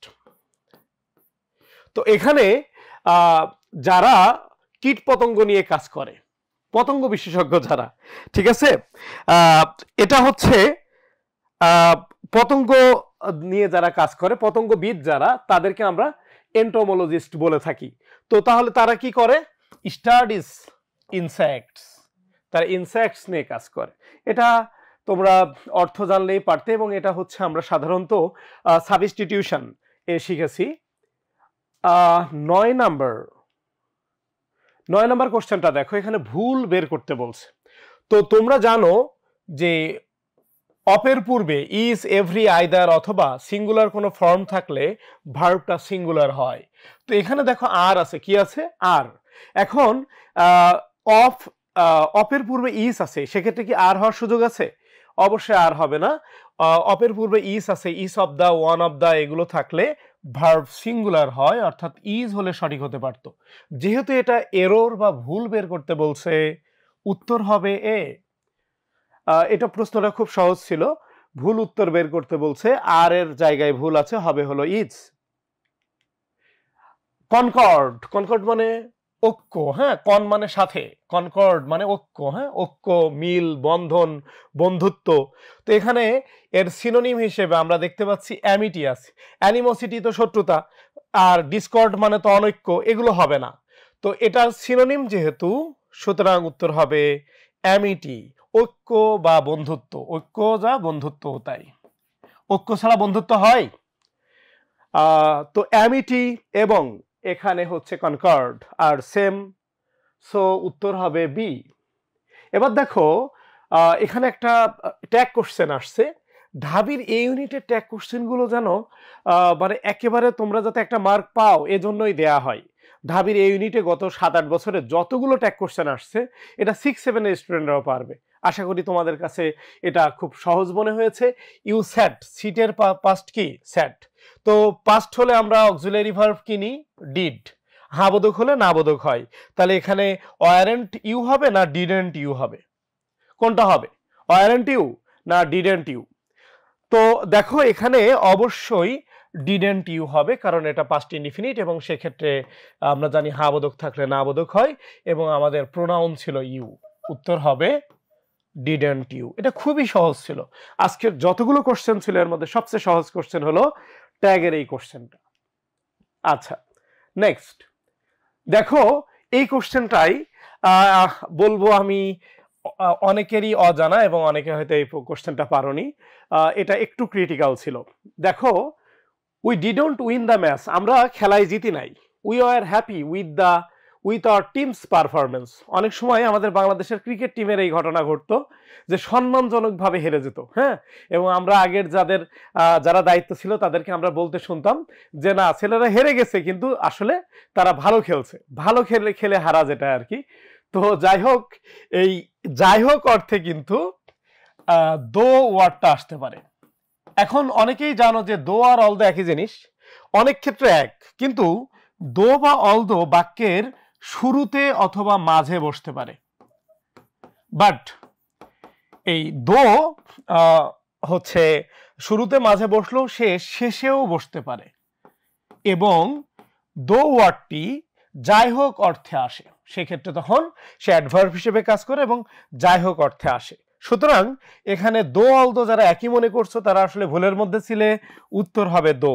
অর্থগত কারণে বা গ্রামাটিক্যাল কারণে এগুলো হওয়ার সুযোগ নেই, উত্তর হবে দো। আবারও বলছি, অলদো হতে পারতো যদি শুরুতে বা মাঝে থাকতো, কিন্তু শেষে দো যাই হোক অর্থে, হাউএভার অর্থে বসতে পারে। সুতরাং উত্তর হবে বি। এবং আমরা পরবর্তী কোশ্চেনে চলে যাচ্ছি। এটাও বেশ সহজ, তবে এটা আসলে মুখস্থ বিদ্যা। তোমাকে অবশ্যই জানতে হবে যে সাবসার্ভিয়েন্ট ওয়ার্ডটার সাথে অ্যাপ্রোপ্রিয়েট প্রিপোজিশন হিসেবে টু বসে। I can not be subservient to him, অধীনস্থ থাকা। হ্যাঁ, অধীনস্থ থাকা অর্থে সাবসার্ভিয়েন্ট বসে থাকে। তো এটা মুখস্থ বিদ্যা আসলে তোমাদের বেশি বেশি যাদের প্রিপোজিশন সম্পর্কে প্রস্তুতি ছিল তারা পারছো। 14 নাম্বার দেখো। 14 নম্বরে বলেছে যে কোন কোশ্চেনটা সঠিক। তো এখানে তোমরা নিশ্চয়ই দেখতে পাচ্ছ আয়ের পরে ইজ আছে। আয়ের পরে কি ইজ হয় না, আয়ের পরে অ্যাম হয়, সুতরাং এটা বাদ। ইট ইজ মি হবে না, ইট ইজ আই হতে পারে, বিকজ বি ভার্বের পর সাবজেক্টিভ প্রোনাউন হয়। বি ভার্বের পর কি হয়? তো ইজের পরে তাহলে সাবজেক্টিভ প্রোনাউন আই হতে পারতো, সেটাও ভুল। It is me objective form হবে না, তা বি সি ডি ভুল। মানে উত্তর এ। উত্তর কেন এ? I am to blame for the lapse. বলছে এই যে ত্রুটি রয়েছে, ল্যাপস রয়েছে বা ঘাটতি রয়েছে, মানে যে ত্রুটি রয়েছে, এটার জন্য আমি দায়ী। তো আমরা জানি আয়ের পরে অ্যাম বসতে পারে, অ্যাম টু একটি মডাল ভার্ব, এরপর ভার্বের বেস ফর্ম বসতে পারে, ফর দ্য ল্যাপস অর্থাৎ এই গ্যাপের জন্য বা ক্ষতির জন্য আমি দায়ী। সুতরাং উত্তর হলো এ হবে। আমরা একেবারে লাস্ট কোশ্চেনে চলে আসছি, 15 নাম্বার কোশ্চেন। দেখো, by the next month, by next month বা বাই দ্য টাইম যদি থাকে তাহলে সেক্ষেত্রে আমরা ফিউচার পারফেক্ট টেন্স দিয়ে থাকি। এটা মুখস্থ বিদ্যা। একটি বাক্যের ক্ষেত্রে যদি বাই দ্য টাইম থাকে তাহলে সেক্ষেত্রে ফিউচার পারফেক্ট হবে। সেটা হতে পারে by next month, by next year, by 2026। হ্যাঁ, এভাবে যদি বাই প্লাস ভবিষ্যৎ সময় থাকে তাহলে ফিউচার পারফেক্ট হবে। সেক্ষেত্রে উত্তর হবে উইল হ্যাভ ওয়ার্কড। ওকে, তো এই কোশ্চেনটা অনেক কমন কোশ্চেন ছিল, এটা ভর্তি পরীক্ষায় বারবার আসছে। তো আশা করি তোমরা কোশ্চেনগুলো বুঝতে পারছো। আমি বলবো ওভারঅল ইংলিশের কোশ্চেন সহজ ছিল এবং তোমরা ভালো করছো। তোমাদের সবার প্রতি শুভকামনা। আমাদের এই সর্বশেষ আরেকটি হচ্ছে যে টপিক রয়েছে, এটা আমাদের সম্মানিত জনপ্রিয় শিক্ষক আতাউল্লাহ সজীব স্যার ক্লাসটা নেবেন। আসসালামু আলাইকুম প্রিয় শিক্ষার্থীরা, আজকে ঢাকা বিশ্ববিদ্যালয়ের ক ইউনিটের যে পরীক্ষা হয়েছে, তো বিভাগ পরিবর্তনের যে বিষয়গুলো ছিল তার মধ্যে গুরুত্বপূর্ণ একটা বিষয় ছিল হচ্ছে আইসিটি এবং অর্থনীতি। তো আমি এই মুহূর্তে আপনাদের সামনে আইসিটি এবং অর্থনীতির যে সমাধান, এই সমাধান নিয়ে হাজির হয়েছি। আর আগে হাজির হওয়ার কথা ছিল, কিন্তু মাগরিবের নামাজের বিরতির কারণে আমরা নামাজ পড়ে একেবারে শুরু করলাম। কারণ নামাজের সময়টা চললে অনেকেই বিরূপ মন্তব্য করতেন, অনেকে অনেক ধরনের কথা বলতেন। তো এই জন্য আমরা নামাজের পরে আবার শুরু করতে যাচ্ছি। আমরা যদি দেখি আজকের আইসিটি প্রশ্ন যেটা, অর্থাৎ তথ্য যোগাযোগ প্রযুক্তির প্রশ্ন, এমসিকিউ এবং রিটেন দুইটাই মোটামুটি অনেক ভালো স্ট্যান্ডার্ড, অনেক ভালো মানের প্রশ্ন হয়েছে। বেশ কিছু জটিল প্রশ্ন ছিল, আবার সহজ প্রশ্ন ছিল। বিশেষ করে সি প্রোগ্রামিংয়ের প্রশ্নগুলো অনেকের কাছে একটু কঠিন লাগতে পারে। আমরা আসেন একটু সমাধানটা দেখি। বলা হচ্ছে প্রথম যে প্রশ্নটা, নিচের কোনটি সি প্রোগ্রামিং ভাষায় একটি চলকের নাম হিসেবে ব্যবহার করা যাবে না? তো আমরা সবাই জানি চলকের নাম হিসেবে ব্যবহার করা যাবে না কোনটি। ওই যে আমরা নিয়ম পড়ে আসছি, নামের ডিজিট অথবা সংখ্যা প্রথমে থাকলে সেটা চলকের নাম হিসেবে ব্যবহার করা যায় না। তাহলে এখানে দেখেন সংখ্যা প্রথমে আছে, তাই না? সংখ্যা প্রথমে আছে, এখানে একটু ভুল হয়েছে, এখানে সংখ্যা প্রথমে আছে। যেহেতু সংখ্যা প্রথমে আসে তাহলে এটা ব্যবহার করা যাবে না। তাহলে 1 নম্বরের সঠিক উত্তর হবে কি? সি, অপশন সি হবে 1 নম্বরের সঠিক উত্তর। 2 নম্বর যে প্রশ্নটা, আইপি অ্যাড্রেস বা আইপি ভার্সন 4 যেটা আছে, আইপি ভার্সন 4 কত বিটের? আমরা সবাই পড়েছিলাম এটা, যে আইপি অ্যাড্রেস বা আইপি ভার্সন যা থাকবে, আমরা জানি যে বিট সংখ্যার একটা সূত্র এভাবে পড়ে আসছে, 2 to the power n equal to, এটা হচ্ছে কি বিট সংখ্যার সূত্র। তাহলে ভার্সন যা থাকবে তার সাথে 1 যোগ করতে হয়, তাই না? 1 যোগ করলে হয় কত? 5। তাহলে দেখেন 2 to the power 5 equal to 32। তাহলে আইপি অ্যাড্রেস হচ্ছে 32 বিটের অ্যাড্রেস। এটা যদি আইপি ভার্সন 6 বলতো তাহলে হতো কত বিট, 128 বিটের হতো। তাহলে 2 নম্বর প্রশ্নের সঠিক উত্তর হবে অপশন বি, অর্থাৎ আইপি ভার্সন 4 হচ্ছে 32 বিটের অ্যাড্রেস। তারপর 3 নম্বর যে প্রশ্নটা দেখেন, এই আজকের প্রশ্নগুলো বেশিরভাগ প্রশ্ন আসছে সি প্রোগ্রামিং ভাষা থেকে আসছে প্রশ্নগুলো। 3 নম্বর প্রশ্নে বলা হচ্ছে দেখেন, সি প্রোগ্রামিং ভাষায় অ্যারে ইনিশিয়ালাইজ করার জন্য সঠিক উপায় কোনটি। এখানে যদি আমরা দেখি যে অপশনগুলো আছে, এই অপশনগুলোর মধ্যে সঠিক উত্তর হয় কোনটা? সঠিক উত্তর হয় শুধুমাত্র এই অপশন সিটা হয় সঠিক উত্তর, বাকিগুলো সঠিক উত্তর ফরম্যাটটা ঠিক নাই, এই জন্য অন্যগুলো সঠিক উত্তর হচ্ছে না। এখানে এখন ফরম্যাট ঠিক আছে, অপশন সিতেই ঠিক আছে। 4 নম্বর প্রশ্নটা, একটি কার্যকরী চলনযোগ্য রোবট তৈরির জন্য কোনটি প্রয়োজন? আমরা সবাই জানি রোবট তৈরির জন্য কি লাগে, অ্যাকচুয়েটর লাগে, প্রসেসর লাগে, সেন্সর লাগে। এই 3টা জিনিসই প্রয়োজন পড়ে একটা কার্যকরী চলনযোগ্য রোবট তৈরি করার জন্য। তাহলে এখানে সঠিক উত্তর হচ্ছে কোনটা? এই সবগুলোই হবে এখানে সঠিক উত্তর। তাহলে অপশন 4 এর সঠিক উত্তর সবগুলো। তারপর আসেন 5 নম্বর প্রশ্ন, কোন একটি লজিক গেটে, মানে কোন লজিক গেটে একই সংখ্যক ইনপুট এবং আউটপুট থাকে? একেবারে সিম্পল এবং সহজ একটা প্রশ্ন। আমরা সবাই জানি নট গেট যেটা আছে, এন্ড অর নট গেটে কি থাকে? ইনপুট, একটা ইনপুট একটা আউটপুট থাকে, অর্থাৎ একই সংখ্যক ইনপুট আউটপুট থাকে। তাহলে এখানে সঠিক উত্তর হচ্ছে কোনটা? অপশন সি হচ্ছে এখানে সঠিক উত্তর। 6 নম্বর প্রশ্নটা যদি দেখি, একেবারে বাইনারির যোগ, এটা আসলে 1 হবে না, এটা হবে 2। এখানে আমাদের একটু মিস্টেক হয়ে গেছে, টাইপিং মিস্টেক, এটা হবে 2।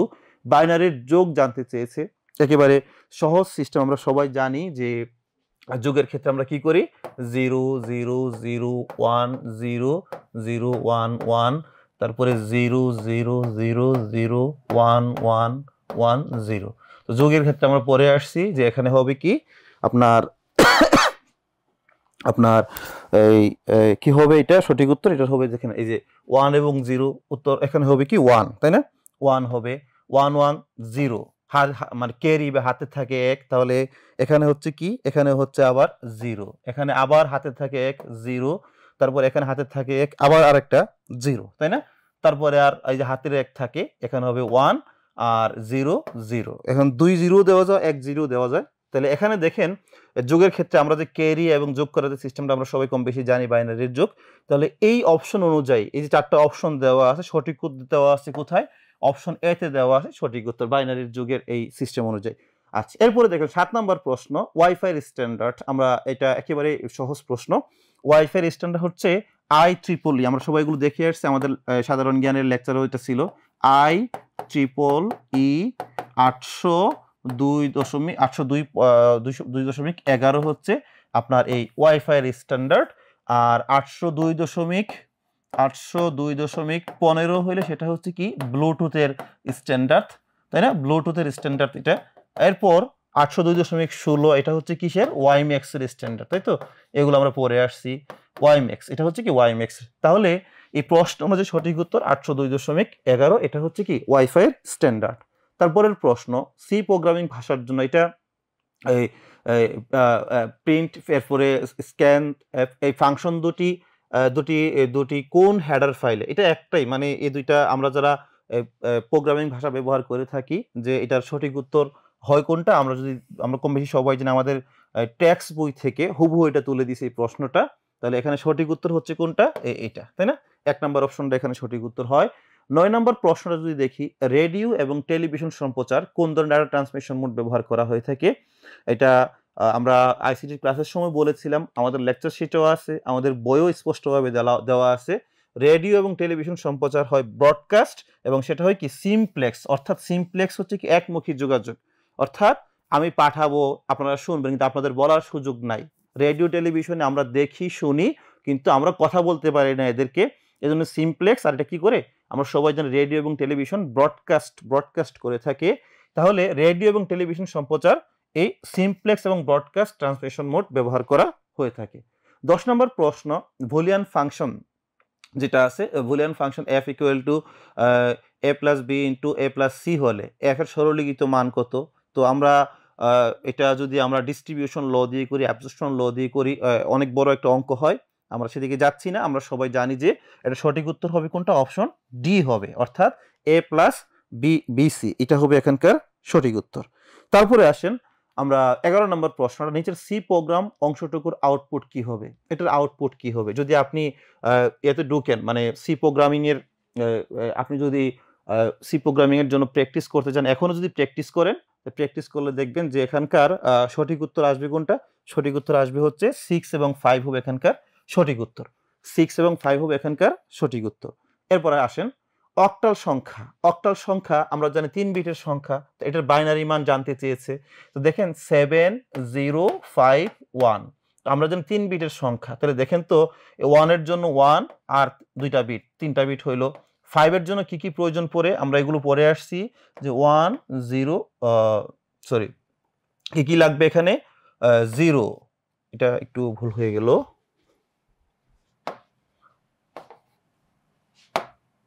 দেখেন তো 5 এর জন্য যদি আমরা দেখি যে 1 1 0, তারপরে 0 এর জন্য তো 3টা 0 আছেই, আর 7 হওয়ার জন্য লাগে কি আপনার সরি এটা ভুল হয়ে গেল, আবার এটা হবে 1 0 1, আর 7 হওয়ার জন্য লাগে এই 1 1 1, 3টা 1 লাগে। তাহলে দেখেন তো এই এখানে কোন অপশনটা এখানে এই ম্যাথমেটিক্যাল, আমরা বিস্তারিত আলোচনায় যাচ্ছি না কারণ এগুলো আমরা ক্লাস করেছি, বলেছি, জাস্ট আমি দেখাই যাচ্ছে যে কোনটার পরিবর্তে কি বসবে, কিভাবে আসতেছে এই বিষয়গুলো।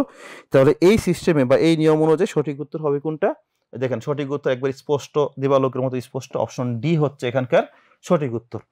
13 নম্বর প্রশ্নের উত্তর যেটা আছে, সি কোডটির আউটপুট কি হবে, এটা আমরা যদি চাইলে বাসায় বসে প্র্যাকটিসও করতে পারেন, আমরা বিস্তারিত ব্যাখ্যায় যাচ্ছি না, যেহেতু অনেক সময় নিয়ে সেই 3টা থেকে আপনারা লাইভে আসেন, আমরা বিস্তারিত ব্যাখ্যায় যাচ্ছি না, জাস্ট উত্তরটা বলে দিচ্ছি। তো এখানকার সঠিক উত্তর হবে কোনটা, অপশন ডি 2 3 4 5 6, এটা হচ্ছে এখানকার সঠিক উত্তর। 14 নম্বর প্রশ্ন, 5 ইনপুট বিশিষ্ট ডিকোডারের জন্য কয়টি আউটপুট প্রয়োজন পড়ে। 5 ইনপুট বিশিষ্ট ডিকোডারের জন্য আউটপুট প্রয়োজন পড়ে কতটি, আপনার এই 32টি আউটপুট লাইন এর প্রয়োজন পড়ে থাকে, 32টি। 15 নম্বর প্রশ্ন, মোস্ট সিগনিফিকেন্ট ভ্যালু, ভিল না এটা ভ্যালু যেটা আছে, যদি শূন্য ধরে 6 বিটের সর্বোচ্চ কত দশমিক সংখ্যাকে প্রকাশ করা যায়, 6 বিট দিয়ে সর্বোচ্চ 31 দশমিক সংখ্যাকে প্রকাশ করা যায়। কারণ প্রথমে থাকতে কি 0, প্রথমে থাকতেছে 0, কারণ সর্বোচ্চ মান হচ্ছে কি, মানে মোস্ট সিগনিফিকেন্ট ভ্যালু যেটা আমরা জানি যে কোনো একটা ভ্যালু বের করলেই প্রথমটা হচ্ছে কি মোস্ট সিগনিফিকেন্ট ভ্যালু, প্রথমে যদি শূন্য হয় বাকি হচ্ছে কি এই 5টা 1, তাহলে এটা যদি আমরা মান বের করি তাহলে দশমিক সংখ্যায় পাবো মানে কত দশমিক সংখ্যাকে প্রকাশ করা যাবে, 31 দশমিক সংখ্যাকে প্রকাশ করা যাবে। আচ্ছা, তো এই ছিল আমাদের আইসিটির প্রশ্নগুলো। কিছু প্রশ্ন সহজ ছিল, প্রায় অধিকাংশ প্রশ্নগুলো একটু স্ট্যান্ডার্ড বলেন বা একটু কঠিন টাইপের ছিল, আমরা ইন্টারমিডিয়েট এগুলো পড়াশোনা কোর্স করে আসছি যদিও। এরপরে আসেন আরেকটা গুরুত্বপূর্ণ বিষয় আজকের এই ঢাকা বিশ্ববিদ্যালয়ের ভর্তি ক ইউনিটের ভর্তি পরীক্ষা, সেটা হচ্ছে অর্থনীতি। অর্থনীতির প্রশ্নগুলো আবার সহজ হয়েছে, অর্থনীতির প্রশ্নগুলো মোটামুটি সহজ হয়েছে। যদি আমরা দেখেন এখানে বাজার নিয়ে আমরা সবসময় বলতাম ঢাকা বিশ্ববিদ্যালয়ের প্রিয় একটা সাবজেক্ট হচ্ছে কি বাজার বা মার্কেট নিয়ে ঢাকা বিশ্ববিদ্যালয় ভর্তি পরীক্ষায় প্রশ্ন আসেই। তো দেখেন বলা হচ্ছে কোন ধরনের বাজার কাঠামোতে দীর্ঘমেয়াদে অস্বাভাবিক মুনাফা অর্জন করা যায়, কোন ধরনের বাজার কাঠামোতে দীর্ঘমেয়াদে অস্বাভাবিক মুনাফা অর্জন করা যায়। এই যে প্রশ্নটা আছে যদি আপনারা দেখেন তাহলে দেখতে পাই কি আমরা যে এখানে সঠিক উত্তর হবে কি একচাটিয়া বাজার। হ্যাঁ, অস্বাভাবিক মুনাফা অর্জন করা যায় কিসে, একচাটিয়া বাজারে অস্বাভাবিক মুনাফা অর্জিত হয়ে থাকে, কারণ এখানে অন্য বিক্রেতাদের প্রবেশের সুযোগ থাকে না, একজন মাত্র বিক্রেতা থাকে, সে তার ইচ্ছা মতো দাম বাড়ায়, ফলে এখানে কি অস্বাভাবিক মুনাফা অর্জন করা যায়। এরপরে 2 নম্বর প্রশ্ন, সরকারের ঘাটতি বাজেট কখন ঘটে। একটা সরকারের ঘাটতি বাজেট কখন ঘটে, দেখেন মোট রাজস্ব মোট ব্যয়ের তুলনায় যদি কম হয়, ব্যয়ের চেয়ে যদি কম হয় তখন সরকারের বাজেট ঘাটতি ঘটে। অর্থাৎ আমার রাজস্ব আয় হয় হচ্ছে 20 টাকা, কিন্তু আমি খরচ করে ফেলি হচ্ছে 50 টাকা, তাহলে আমার এই 30 টাকা ঘাটতি থাকতেছে। তাহলে দেখেন মোট রাজস্ব যা আয় হয় তা যদি মোট ব্যয়ের চেয়ে কম হয়, রাজস্বের পরিমাণ যদি মোট ব্যয়ের চেয়ে কম হয় তখন কি হয়, সরকারের বাজেট ঘাটতি হয়ে থাকে। এরপরে আসেন উৎপাদন প্রক্রিয়ায় কোনটি উপাদান নয়। আমরা সবাই জানি যে উৎপাদনের উপাদান হচ্ছে 4টা, জমি বা ভূমি, শ্রম, পুঁজি বা মূলধন, আর একটা হচ্ছে সংগঠন। তাহলে এই 4টা হচ্ছে উপাদান। তাহলে উপাদান নয় কোনটি, চাহিদা, এই চাহিদা কি নয়? উৎপাদন প্রক্রিয়ার কোনো উপাদান নয়। তাহলে এখানে সঠিক উত্তর অপশন ডি। কারণ আমরা সবাই জানি উৎপাদনের উপাদান কয়টা? 4টা। ভূমি, শ্রম, মূলধন বা পুঁজি, আর একটা হচ্ছে কি সংগঠন। আচ্ছা, 4 নম্বর প্রশ্ন, সুযোগ ব্যয় কি? সুযোগ ব্যয় কি? একটি দ্রব্যের, আমরা সহজ বাংলা যেটা পড়ে আসছি, একটি দ্রব্যের অতিরিক্ত উৎপাদন করার জন্য অন্য দ্রব্যের যে পরিমাণ উৎপাদন ছেড়ে দিতে সেটাকে বলা হয় সুযোগ ব্যয়। তাহলে এখানে দেওয়া আছে দেখেন, পরবর্তী সেরা বিকল্পর মূল্য যা ত্যাগ করা হয়েছে। পরবর্তী সেরা বিকল্প অর্থাৎ আমার ধান উৎপাদন বেশি হচ্ছে, এরপর গম উৎপাদন বেশি হচ্ছে, এই গম উৎপাদন যে পরিমাণ ছেড়ে দিতে হচ্ছে ধান উৎপাদনের জন্য সেটাকে বলা হচ্ছে কি? সুযোগ ব্যয়। তাহলে এখানে পরবর্তী সেরা বিকল্পের মূল্য যা ত্যাগ করা হয়েছে সেটাকে বলা হচ্ছে কি? সুযোগ ব্যয়। তাহলে অপশন বি এখানকার সঠিক উত্তর। সরকারের রাজস্ব আয়ের প্রধান উৎস কি? আমরা সবাই জানি যে কোনো দেশেরই সরকারের রাজস্ব আয়ের প্রধান উৎস হয়ে থাকে কি? শুল্ক এবং কর। এই শুল্ক এবং কর হচ্ছে কি সরকারের রাজস্ব আয়ের প্রধান উৎস। এরপর আন্তর্জাতিক বাণিজ্যের প্রেক্ষিতে শুল্ক হলো, শুল্ক কি? শুল্ক কিসের উপর ধার্য করা হয়? আমদানি পণ্যের উপর। আমদানি করা পণ্যের উপর কি করা হয়? শুল্ক ধার্য করা হয়ে থাকে। আমদানি করা অর্থাৎ বাংলাদেশ যদি অন্য দেশ থেকে কোনো পণ্য আমদানি করে, সরকার তার উপর যে ট্যাক্স বসাচ্ছে সেটাকে বলা হচ্ছে কি? শুল্ক বলা হচ্ছে। তারপরে দেখেন নিচের কোনটি একটি পরোক্ষ করের উদাহরণ? আমরা সবাই জানি যে পরোক্ষ করের উদাহরণ হচ্ছে কি? ভ্যাট বা মূল্য সংযোজন কর। ভ্যাট বা মূল্য সংযোজন করকে বলা হয় কি? আপনার এই পরোক্ষ করের উদাহরণ। আয়কর যেটা আমরা সরাসরি দিয়ে থাকি সরকারকে, কর্পোরেট ট্যাক্স সরাসরি দিই, সম্পদের কর এটা আমরা সরাসরি সরকারকে দিই, কিন্তু মূল্য সংযোজন কর আমরা যে পণ্য কিনি এই পণ্যের জন্য কোম্পানি সরকারকে ট্যাক্স দিচ্ছে, কর দিচ্ছে, কিন্তু আমরা সেটা বোঝার সুযোগ, আমরা সেটা বুঝি না, বুঝতে পারি না, এই জন্য এটাকে বলা হচ্ছে কি? পরোক্ষ কর বলা হচ্ছে। তো পরোক্ষ করের উদাহরণ হচ্ছে কি? মূল্য সংযোজন কর বা ভ্যাট। 8 নম্বর প্রশ্ন, মুদ্রাস্ফীতির প্রধান কারণ। মুদ্রাস্ফীতির প্রধান কারণ কি? মুদ্রাস্ফীতির প্রধান কারণ হচ্ছে চাহিদা। চাহিদা বেড়ে গেছে, কিন্তু সেই তুলনায় বাজারে সেই পণ্যটুকু নাই, সেই পরিমাণ পণ্য নাই, তখন কি একটা দেশে মুদ্রাস্ফীতি দেখা দিয়ে থাকে। মুদ্রাস্ফীতি দেখা দিয়ে থাকে। তাহলে মুদ্রাস্ফীতির প্রধান কারণ হচ্ছে কি? চাহিদা বৃদ্ধি। চাহিদা বৃদ্ধি হচ্ছে মুদ্রাস্ফীতির প্রধান কারণ। 9 নম্বর প্রশ্ন যেটা আছে, কোনটি বাণিজ্য বাধার উদাহরণ? বাণিজ্যে বাধা সৃষ্টি করে কি? শুল্ক আরোপ। এক দেশ আরেক দেশের উপর অতিরিক্ত শুল্ক আরোপ করলে তখন কি বাণিজ্য এক ধরনের বাধার সৃষ্টি হয়ে থাকে। আমরা দেখেছি সম্প্রতি এই চীন, মেক্সিকো, কানাডা এবং যুক্তরাষ্ট্রের মধ্যে এই শুল্ক আরোপ নিয়ে এক ধরনের বাণিজ্য যুদ্ধ শুরু হয়েছে, তাই না? তো এই শুল্ক আরোপ হচ্ছে কি? বাণিজ্যের বাধা, আন্তর্জাতিক বাণিজ্যের একটা বাধা হিসেবে কাজ করে। এরপরে আসেন 10 নম্বর প্রশ্ন যেটা আছে, একটি পণ্যের মূল্য বৃদ্ধি পেলে তার পরিপূরক পণ্যের চাহিদা কি হবে? পরিপূরক আর পরিবর্তক আমরা সবাই এগুলো জানি। পরিবর্তক মানে একটার পরিবর্তে অন্যটা ব্যবহার করা যায়, কিন্তু পরিপূরক মানে কি? যে একটা পণ্য ব্যবহার করতে হলে অন্য পণ্যটার প্রয়োজন পড়ে থাকে। যেমন আমরা জানি যে আপনি চা খাবেন, আপনার চিনিও নাই, কি নাই, গুড়ও নাই, অথবা দুধও নাই, তাহলে আপনি সেই চাটা খাইতে খুব কষ্ট হচ্ছে। তাহলে চা এবং চিনি, গুড় বা দুধ এগুলো হচ্ছে কি একটা আরেকটার, চিনি বা দুধ হচ্ছে একটা আরেকটার কি? পরিপূরক দ্রব্য। তাহলে দেখেন যদি পণ্যের মূল্য বৃদ্ধি পায় তাহলে পরিপূরক পণ্যের চাহিদা, চায়ের মূল্য ধরেন 1 কেজি 300 টাকা ছিল, এখন 3 লাখ টাকা কেজি হয়ে গেছে, তখন আপনি চিন্তা করবেন দূর চা খাওয়াই দরকার নাই। এবং চা যদি নাই এখানে আপনি চিনিও কিনবেন কম, দুধের ব্যবহার, চিনি কিনবেন কম, তাহলে কি হবে? যে আপনার যদি পণ্যের মূল্য বৃদ্ধি পায় তাহলে পরিপূরক চাহিদার কি হবে? চাহিদা কমে যাবে, তখন চাহিদাও কি হয়ে যাবে? কমে যাবে, কারণ এটা আর ব্যবহার করার প্রয়োজন পড়বে না। 11 নম্বর প্রশ্ন, বাজারে সমতা নির্দেশ করে কি? সমতা নির্দেশ করে আমরা সবাই জানি যে চাহিদা এবং যোগান যদি সমান সমান থাকে তখন বাজারে সমতা নির্দেশ করে থাকে।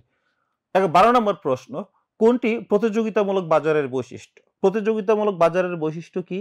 যে আপনার সহজে প্রবেশ, ক্রেতা বিক্রেতার সহজে প্রবেশ বা প্রস্থান করতে পারবে, এটা হচ্ছে প্রতিযোগিতামূলক বাজারের বৈশিষ্ট্য। আর এই বাজারে একটি বড় অংশ ধারণকারী প্রতিষ্ঠান, এটা তো প্রতিযোগিতামূলক বাজার হইতে পারে না। স্বল্প সংখ্যক ক্রেতা থাকবে, অসংখ্য বিক্রেতা থাকবে, এটাও প্রতিযোগিতামূলক বাজার হইতে পারে না। তারপরে স্বল্প সংখ্যক বিক্রেতা থাকবে, এই যে আমরা একচাটিয়া বাজার পড়ে আসছি, ডুওপলি, মনোপলি বাজার পড়ে আসছি, এগুলোর উদাহরণ। প্রতিযোগিতামূলক বাজারের বৈশিষ্ট্য কি? ক্রেতা বিক্রেতা সহজে প্রবেশ এবং প্রস্থান করার সুযোগ থাকবে, এটাকে বলা হচ্ছে প্রতিযোগিতামূলক বাজার। মুদ্রানীতির প্রধান উদ্দেশ্য কি? মুদ্রানীতি কেন প্রণয়ন করে সরকার? একটা দেশের সরকার কেন মুদ্রানীতি প্রণয়ন করে? আমরা এগুলো পড়ে আসছি যে মুদ্রাস্ফীতি, দেশে বিদ্যমান মুদ্রাস্ফীতি নিয়ন্ত্রণ এবং মুদ্রা ব্যবস্থা স্থিতিশীল রাখার লক্ষ্যে সরকার কি করে থাকে? আপনার এই মুদ্রানীতি প্রণয়ন করে থাকে। প্রধান উদ্দেশ্য এটা। তাহলে মুদ্রানীতি প্রণয়নে সরকারের প্রধান উদ্দেশ্য হচ্ছে কি, মুদ্রাস্ফীতি নিয়ন্ত্রণ করা এবং মুদ্রা স্থিতিশীলতা বজায় রাখা। 14 নম্বর প্রশ্ন, জিডিপিতে অন্তর্ভুক্ত হয়। জিডিপিতে অন্তর্ভুক্ত, এই যে কালো টাকা জিডিপির অন্তর্ভুক্ত হওয়ার সুযোগ নাই। তারপরে এখানে মধ্যবর্তী পণ্য সেবার মূল্য, এটাও অন্তর্ভুক্ত হয় না। তাহলে অন্তর্ভুক্ত হয় কোনটা? চূড়ান্ত পণ্য ও সেবার মূল্যটাই কেবল জিডিপিতে অন্তর্ভুক্ত হয়ে থাকে। গ্রোস ডোমেস্টিক প্রোডাক্ট বা মোট দেশজ উৎপাদনে এটা কিতে অন্তর্ভুক্ত হয়ে থাকে। 15 নম্বর প্রশ্ন, কোনটি মুদ্রার প্রধান কার্যাবলীর অন্তর্ভুক্ত নয়? মুদ্রার প্রধান কার্যাবলীর অন্তর্ভুক্ত নয়। এই প্রশ্নের উত্তর কি হবে? উত্তর হবে মুদ্রা কি করে না, বাজার নির্ধারক না। হ্যাঁ, বাজার নির্ধারক না। মুদ্রা বিনিময়ের মাধ্যম আমরা সবাই জানি। মুদ্রা মূল্য পরিমাপক, সঞ্চয়ের মাধ্যম মুদ্রা। কিন্তু মুদ্রা কি করে না, বাজার নির্ধারক না। তাহলে মুদ্রার প্রধান কার্যাবলীর অন্তর্ভুক্ত নয় কোনটি? এই বাজার নির্ধারক নয়। আমরা সবাই জানি মুদ্রা হচ্ছে বিনিময়ের মাধ্যম, মূল্যের পরিমাপক এবং সঞ্চয়ের মাধ্যম। তো এই ছিল আজকে অর্থনীতি এবং আইসিটির 15টা করে মোট 30টা প্রশ্ন। প্রিয় শিক্ষার্থীরা, এই পর্যায়ে ভূগোল এবং মনোবিজ্ঞানের সমাধান নিয়ে আসছেন আমাদের ফোকাস বিশ্ববিদ্যালয় ভর্তি কোচিং এর জনপ্রিয় শিক্ষক আমাদের তরিকুল ইসলাম স্যার। আসসালামু আলাইকুম। আমরা এখন দেখব ঢাকা বিশ্ববিদ্যালয়ের এই ইউনিটে যারা মানবিক বিভাগ থেকে বিভাগ পরিবর্তন করে, হ্যাঁ আমরা এখন দেখব যারা মানবিক বিভাগ থেকে ঢাকা বিশ্ববিদ্যালয় এই ইউনিটে পরীক্ষা দিয়েছেন এবং ওই প্রশ্নের ভূগোল এবং মনোবিজ্ঞান অংশটি উত্তর করেছেন। তাদের জন্য এখন আমরা ভূগোল এবং মনোবিজ্ঞানের আনসার নিয়ে হাজির হয়েছি। প্রথম আমরা যেটা দেখব সেটা আজকের এই ইউনিটের ভূগোল অংশের আনসার।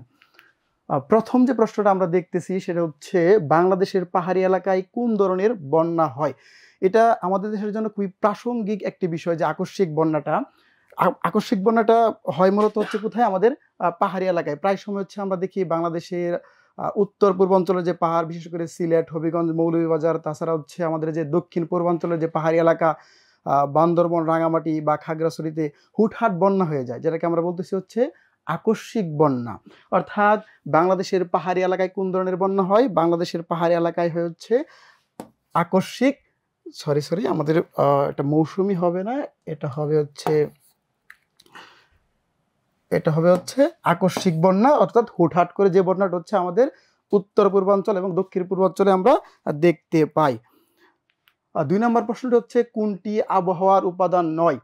আমরা ফোকাসের লেকচার শিট, তাছাড়া আমাদের যে পাঠ্য বই খুব ভালো করে পড়েছি জলবায়ুর আবহাওয়ার উপাদান এবং নিয়ামক। এখানে আমরা জানি তাপমাত্রা আমাদের অবশ্যই আবহাওয়ার উপাদান, আমাদের বৃষ্টিপাত আবহাওয়ার উপাদান, আর্দ্রতা অবশ্যই আমাদের আবহাওয়ার উপাদান। বন্যা কিন্তু আমাদের আবহাওয়ার উপাদান নয়, মূলত এটি বৈরী আবহাওয়ার একটি প্রতিফল। অর্থাৎ কোনটি আবহাওয়ার উপাদান নয়? অবশ্যই বন্যা আবহাওয়ার উপাদান নয়।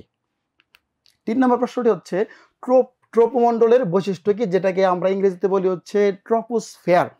অর্থাৎ বায়ুমণ্ডলের যে 5টি স্তর আছে, একেবারে ভূপৃষ্ঠের লাগোয়া, ভূপৃষ্ঠের সবচেয়ে কাছে যে স্তরটি সেটা আমাদের ট্রপোমণ্ডল বা ট্রপোস্ফিয়ার।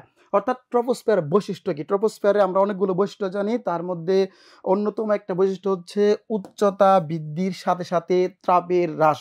অর্থাৎ আমরা জানি ভূপৃষ্ঠ থেকে আমরা যত উপরে উঠি তাপমাত্রা তত কমতে থাকে। অর্থাৎ প্রায় আমরা এটাও জানি যে 1000 মিটারের জন্য তাপমাত্রা কমে কত ডিগ্রি? 6 degree Celsius. অর্থাৎ ট্রপোমণ্ডলের অনেকগুলো বৈশিষ্ট্যের মধ্যে অন্যতম একটি বৈশিষ্ট্য উচ্চতা বৃদ্ধির সাথে সাথে তাপের হ্রাস। 4 নম্বর প্রশ্নটি নদীর ক্ষয়জাত ভূমিরূপ কোনটি? আমরা জানি নদী দুই ভাবে ভূমির গঠন করে থাকে। একটা ক্ষয় করে, আরেকটা কি সঞ্চয়ের মাধ্যমে। এখানে আমাদেরকে স্পষ্টতই বলে দিছে নদীর ক্ষয়জাত ভূমিরূপ কোনটি। অর্থাৎ যদি ক্ষয়জাত ভূমিরূপ বলে অবশ্যই আনসার হবে কি ক্যানিয়ন। কারণ আমরা জানি পলল পাখা আর পলল সমভূমি নদীর সঞ্চয়জাত ভূমি রূপ। আর প্রাকৃতিক বাঁধ এটা আসলে প্রশ্নের সাথে কোনোভাবে যায় না, এটা একটি অতিরিক্ত প্রশ্ন যেটা আমরা সহজে এলিমিনেট করতে পারি। 5 নম্বর প্রশ্নটি হচ্ছে সাহারা মরুভূমি সৃষ্টিতে কোন সমুদ্র স্রোতের প্রভাব রয়েছে। আমরা ভূগোল প্রথম পত্রে স্রোত খুব ভালো করে পড়েছি। আমরা হচ্ছে জানি যে সাহারা মরুভূমি সৃষ্টির জন্য অনেকগুলো হচ্ছে বিষয় কাজ করছে। তার মধ্যে অন্যতম একটি বিষয় হচ্ছে এই ক্যানারি স্রোত, যেটা হচ্ছে প্রশান্ত মহাসাগরীয় অঞ্চলের একটি হচ্ছে শীতল স্রোত। অনেকগুলো প্রভাবকের মধ্যে অন্যতম প্রভাবক হচ্ছে সাহারা মরুভূমি সৃষ্টির এই ক্যানারি স্রোত। তারপরে হচ্ছে আমরা 6 নম্বর প্রশ্নটি দেখতেছি, কোন সাগর আফ্রিকা ইউরোপ থেকে আলাদা করেছে। খুবই সহজ প্রশ্ন। আমরা যখন মানচিত্র দেখি আমরা উত্তরে ইউরোপ দেখি আর দক্ষিণে দেখি হচ্ছে আফ্রিকা। এই যে উত্তরে ইউরোপ আর দক্ষিণে আফ্রিকার মাঝখানে একটা সাগর আছে, ভূবেষ্টিত সাগর আছে, যেটাকে আমরা বলি হচ্ছে ভূমধ্যসাগর। বেসিক্যালি হচ্ছে আমরা যখন প্রণালী পড়েছি তখন এই বিষয়টি আরো ভালো করে দেখেছি হচ্ছে মরক্কো আর স্পেনের মাঝখানে বিভক্তিটা ঘটে গেছে আফ্রিকার ইউরোপের মধ্যে আর কি। সংযুক্তি করছে হচ্ছে আটলান্টিক এবং ভূমধ্যসাগরের। এগুলো আমরা বিস্তারিত পড়েছি। অর্থাৎ এখানে সঠিক আনসার হবে কি? সঠিক আনসার হবে ভূমধ্যসাগর। আর 7 নম্বর প্রশ্নটি হচ্ছে অশ্ব অক্ষাংশের অবস্থান হলো, অর্থাৎ কত ডিগ্রি থেকে কত ডিগ্রিতে হচ্ছে অশ্ব অক্ষাংশ অবস্থিত। অশ্ব অক্ষাংশ নিয়ে হচ্ছে আমরা অনেক মজার মজার গল্প জানি, এগুলো হচ্ছে আমরা রেগুলার ক্লাসে পড়েছি। কেন হচ্ছে অশ্ব অক্ষাংশ বলা হয়, খুব চটকদার গল্প আছে। আমরা ওই গল্পে যাব না, আমরা খুবই স্পষ্টতই জানি যে অশ্ব অক্ষাংশের অবস্থান হলো 25 থেকে 35 ডিগ্রি অক্ষাংশের মধ্যে। 8 নম্বর প্রশ্নটি হচ্ছে নিচের কোনটি জৈব খনিজ। নিচের কোনটি জৈব খনিজ, বা আমরা হচ্ছে বইয়ে জৈব অজৈব পড়ছি, বা এটার হচ্ছে সিনোনিম বা সমার্থক শব্দ হচ্ছে জীবাশ্ম, অজীবাশ্ম জ্বালানি। অর্থাৎ জৈব খনিজ কোনগুলো, যেগুলো হচ্ছে মূলত গাছপালা কিংবা হচ্ছে পশু পাখি তাদের যে যেগুলো হচ্ছে ধ্বংসপ্রাপ্ত, যেগুলো হচ্ছে মাটির নিচে চাপা পড়ে অনেক দিন তাপ এবং চাপের কারণে হচ্ছে খনিজ পদার্থে পরিণত হয়, এগুলোকে আমরা কি বলি হচ্ছে জৈব খনিজ বা জীবাশ্ম জ্বালানি।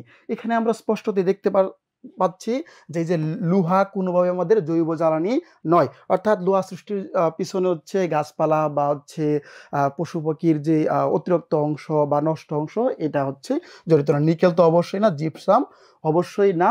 নিচের কোনটি জৈব খনিজ? অবশ্যই প্রাকৃতিক গ্যাস, যেটা হচ্ছে অতিরিক্ত চাপ এবং তাপের মাধ্যমে সৃষ্টি হয়। 9 নম্বর প্রশ্ন হচ্ছে জাপানের উপকূলে যে ঘূর্ণিঝড় হয় তার নাম কি। ঘূর্ণিঝড় তো ঘূর্ণিঝড়ই, কিন্তু এলাকাভেদে ঘূর্ণিঝড়ের বিভিন্ন নাম দিয়ে থাকে ভূগোলবিদরা বা হচ্ছে আবহাওয়াবিদরা। জাপান উপকূলে যে ঘূর্ণিঝড় হয়, যেমন হচ্ছে বঙ্গোপসাগরে যখন ঘূর্ণিঝড় হয় এটাকে আমরা সাইক্লোন বলি, কিন্তু জাপানে যখন সেম ঘূর্ণিঝড় যখন হচ্ছে জাপানের উপকূলে হবে তখন এটাকে কিন্তু আমরা সাইক্লোন বলবো না, এটাকে বলবো কি আমরা টাইফুন। তদ্রুপভাবে যে হারিকেন, হারিকেন আমরা কখন বলি? হারিকেন আমরা বলি হচ্ছে যখন হচ্ছে আমেরিকার উপকূলে যে ঘূর্ণিঝড়টা হয়, বেসিক্যালি হচ্ছে মেক্সিকো উপসাগরে যে ঘূর্ণিঝড় হয় এটাকে আমরা কি বলি? হারিকেন। মজার বিষয় হচ্ছে এখন তো মেক্সিকো উপসাগরের নাম পরিবর্তন হয়ে আমেরিকান উপসাগর হয়ে যাচ্ছে ট্রাম্পের কারণে। আর যে উইলি এটা আমরা তখন বলবো যখন হচ্ছে ঘূর্ণিঝড়টা অস্ট্রেলিয়ার উপকূলে হবে, তখন এটাকে আমরা কি নামে জানবো? উইলি। অর্থাৎ জাপান উপকূলে যে ঘূর্ণিঝড় হয় তার নাম হচ্ছে কি? টাইফুন। আমাদের 10 নম্বর প্রশ্ন, চট্টগ্রাম অঞ্চলের পাহাড়সমূহ কোন যুগে উৎপত্তি হয়? আমরা যখন হচ্ছে বাংলাদেশের ভূপ্রকৃতি পড়েছি, আমরা ভূপ্রকৃতিকে 3টা ভাগে ভাগ করছি। একটা ভাগ হচ্ছে টারশিয়ারি যুগের পাহাড়সমূহ, 2 নম্বর হচ্ছে প্লাইস্টোসিন যুগের সোপান, 3 নম্বর হচ্ছে সাম্প্রতিককালের প্লাবন সমভূমি। অর্থাৎ আমরা জানি বাংলাদেশের ম্যাক্সিমাম পাহাড়গুলো টারশিয়ারি যুগে সৃষ্টি হয়েছে, এবং এই যে টারশিয়ারি যুগের পাহাড়গুলো আমরা 2 ভাগে ভাগ করতে পারি। একটা হচ্ছে উত্তর পূর্বাঞ্চলের পাহাড়, আর একটা হচ্ছে দক্ষিণ পূর্বাঞ্চলের পাহাড়। অর্থাৎ ওই যে আমাদের সিলেট, মৌলভীবাজার, খাগড়াছড়ি কিংবা হচ্ছে আমাদের ময়মনসিংহের গারো পাহাড়, বান্দরবনের পাহাড়গুলো। অর্থাৎ চট্টগ্রাম অঞ্চলের পাহাড়সমূহ কোন যুগে উৎপত্তি? অবশ্যই টারশিয়ারি যুগে উৎপত্তি। শুধু চট্টগ্রাম অঞ্চলের না, বাংলাদেশের ম্যাক্সিমাম পাহাড়ই টারশিয়ারি যুগে উৎপত্তি লাভ করেছে। 11 নম্বর প্রশ্ন হচ্ছে কোন মেঘে বজ্র সহ বৃষ্টিপাত ঘটায়? আমরা যখন হচ্ছে মেঘ পড়েছি তখন আমরা স্পষ্টতই জানি যে এই যে কিউমুলোনিম্বাস, এই যে মেঘটা, এই মেঘের সময় বজ্রপাত ঘটে। অর্থাৎ আমরা যখন দেখি যে বজ্রপাত হচ্ছে তখন আমরা ধরে নিব এটা কোন ধরনের মেঘ? এটা হচ্ছে কিউমুলোনিম্বাস মেঘ। তারপরের যে 12 নম্বর প্রশ্নটি সেটা হচ্ছে প্রশান্ত মহাসাগরীয় মহাসাগরীয় আগ্নেয়মালা কি? এই যে আমাদের এ আর বি প্রশ্ন, সুপ্ত আগ্নেয়গিরি বলয়, জীবন্ত আগ্নেয়গিরি বলয়। মজার বিষয় হচ্ছে প্রশান্ত মহাসাগরীয় যে আগ্নেয়মালা আছে ওইখানে আমাদের সুপ্ত আগ্নেয়গিরি আছে, আবার জীবন্ত আগ্নেয়গিরি আছে, অর্থাৎ এই দুটাকে আমরা হচ্ছে আনসার নিতে পারি না। এখানে হচ্ছে আমাদের দেখতে হবে সবচেয়ে অ্যাপ্রোপ্রিয়েট আনসার কোনটা। এখানে আমরা যেটা দেখি যে সি নাম্বার অপশনে বলা আছে প্রধান আগ্নেয়গিরি ও ভূমিকম্প বলয়, অর্থাৎ প্রশান্ত মহাসাগরের আশেপাশে যেই আগ্নেয়গিরিগুলো আছে বা আগ্নেয়মালাগুলো আছে এগুলাকে আমরা বলতে পারি প্রধান আগ্নেয়গিরি এবং ভূমিকম্প বলয়। কেন হচ্ছে এটাকে আমরা সঠিক আনসার নিব? এ আর বি কেন সঠিক আনসার নিব না? সি নাম্বার হচ্ছে এই কারণে সঠিক আনসার নিব, পুরো পৃথিবীর আগ্নেয়গিরির 80% আগ্নেয়গিরি কোথায় অবস্থিত? এই প্রশান্ত মহাসাগরীয় এলাকাতে। এবং আমরা জানি হচ্ছে পৃথিবীর সবচাইতে ভূমিকম্প প্রবণ এলাকা হচ্ছে কি? এই প্রশান্ত মহাসাগরীয় অঞ্চল। আর যেই রূপ হচ্ছে আমরা উদাহরণ দিতে পারি জাপান, ফিলিপাইন। 13 নম্বর প্রশ্ন হচ্ছে কোনটি রূপান্তরিত শিলা নয়? রূপান্তরিত শিলা বলেনি, আমাকে বলছে নিচের কোনটি রূপান্তরিত শিলা নয়।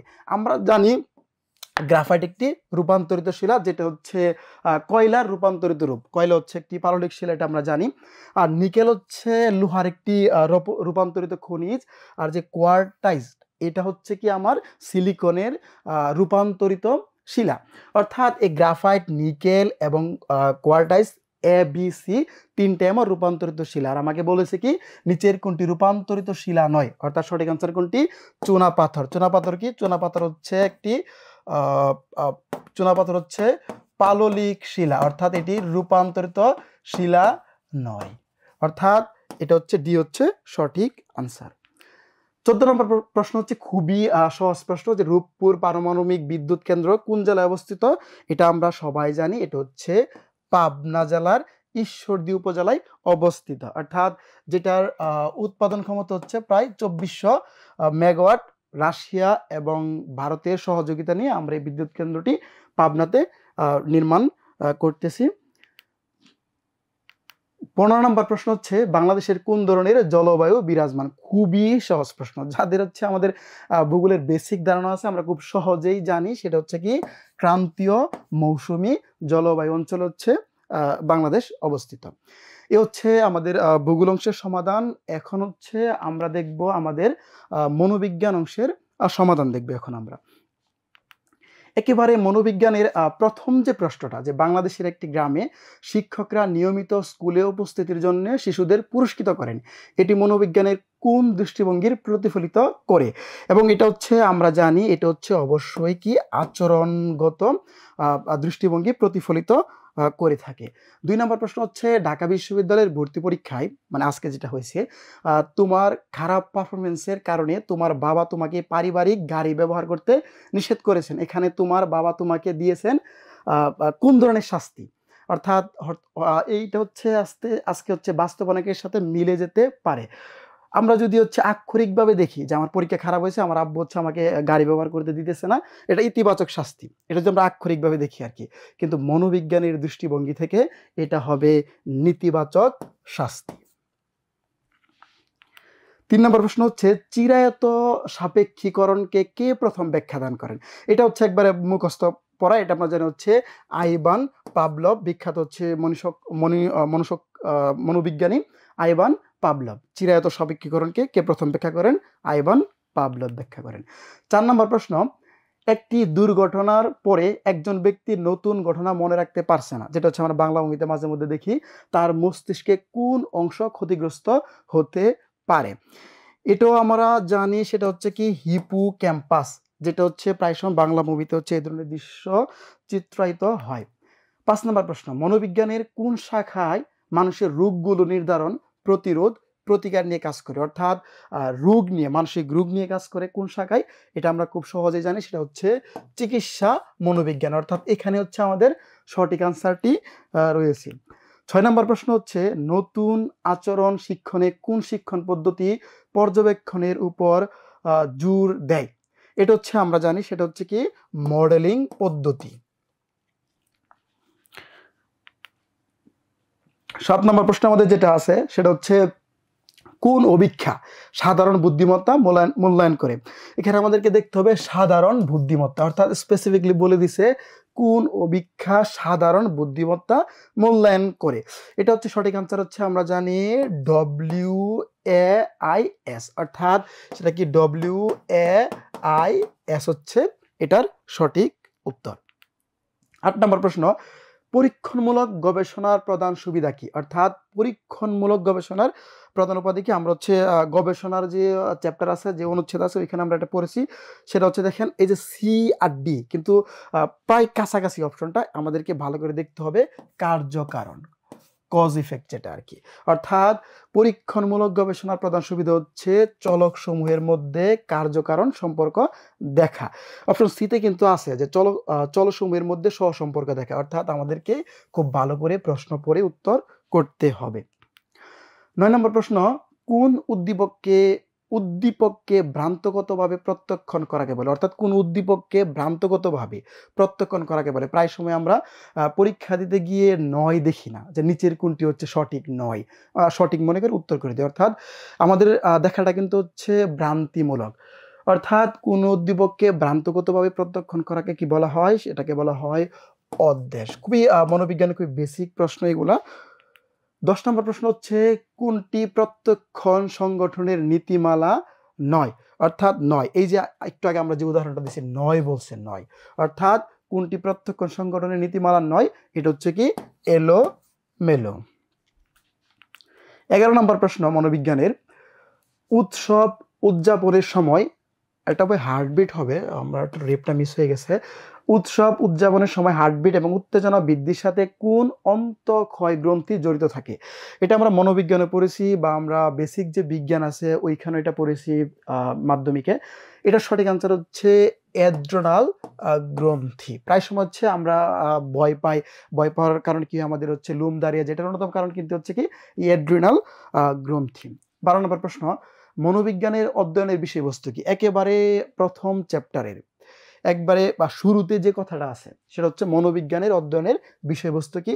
এটা আমরা খুবই জানি, সিম্পল আনসার, আচরণ ও মানসিক প্রক্রিয়া হচ্ছে মনোবিজ্ঞান অধ্যয়নের অন্যতম বিষয়বস্তু। 13 নম্বর প্রশ্ন, আইকিউ এর পূর্ণরূপ কি? অর্থাৎ আইকিউ মানে হচ্ছে মানুষের যে আক্ষরিক বয়সের সাথে মানসিক বয়সের যে তুলনা আর কি। অর্থাৎ আইকিউ কি? এটা হচ্ছে আমাদের এব্রিভিয়েশন আসছে। এটার সঠিক আনসার হবে হচ্ছে আইকিউর পূর্ণরূপ, সেটা হচ্ছে ইন্টেলিজেন্ট কোশিয়েন্ট হচ্ছে এটার সঠিক আনসার। তারপরে হচ্ছে যেটা হচ্ছে আমরা পরবর্তী প্রশ্ন আমরা দেখব হচ্ছে 14 নম্বর প্রশ্ন, পরীক্ষা দিতে আসার সময় তোমরা খুব টেনশন হচ্ছিল। হ্যাঁ, অবশ্যই আজকে হচ্ছিল। টেনশনে তোমার হাত পা ঘামছিল, গলা শুকিয়ে যাচ্ছিল, হৃদস্পন্দন বেড়ে যাচ্ছিল, এমত অবস্থায় তোমার কোন স্নায়ুতন্ত্র কার্যকর ছিল? যেটা হচ্ছে আজকে আমাদের সাথে হয়েছে। এটা অবশ্যই সঠিক আনসার হচ্ছে সমবেদী স্নায়ুতন্ত্র আমাদের মধ্যে কাজ করেছিল, বেসিক্যালি হচ্ছে আজকে পরীক্ষার সময়। প্রশ্ন 15 হচ্ছে একটি পরীক্ষণে কোন চলক পরিবর্তিত হয় না? অর্থাৎ প্রশ্ন আমাদেরকে বলছে পরিবর্তন করা যায়, অর্থাৎ একটি পরীক্ষণে কোন চলককে পরিবর্তন করা যায়? এটা অবশ্যই কি নির্ভরশীল চলককে অবশ্যই পরিবর্তন করা যায়।